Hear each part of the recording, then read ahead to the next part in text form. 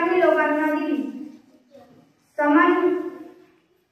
सामान्य व्यासपीठावरील गुरुजन वर्ग व येथे जमलेल्या माझे बालमित्रांनो, आज मी तुमच्या समोर 2 शब्द सांगणार आहे, ते तुम्ही शांत चित्ताने ऐकावे हीच माझी नम्र विनंती।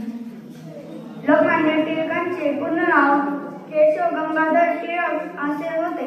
त्यांचा जन्म 26 जुलै 1856 रोजी रत्नागिरी जिल्ह्यातील चिखली या गावी झाला। लोकमान्य टिळक एक महान अभ्यासक व तत्वज्ञ होते। टिळकांनी भारतीय स्वातंत्र्य चळवळीचे जनक म्हणून ओळखले जाते। लोकमान्य टिळकांनी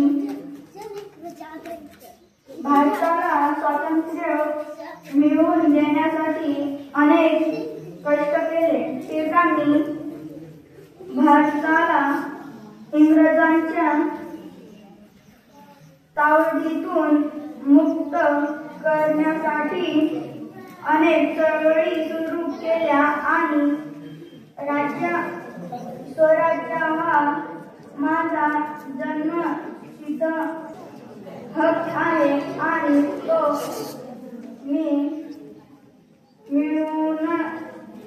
मिळवणारच असा नारा दिला। त्यांनी लोकांसाठी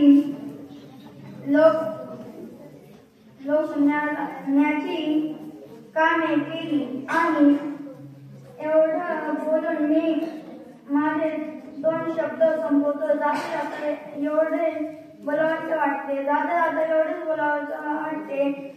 टिळक होते जहाल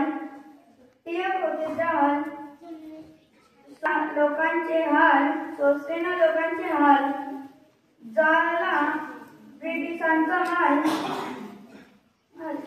उधळला स्वातंत्र्याचा गुलाब।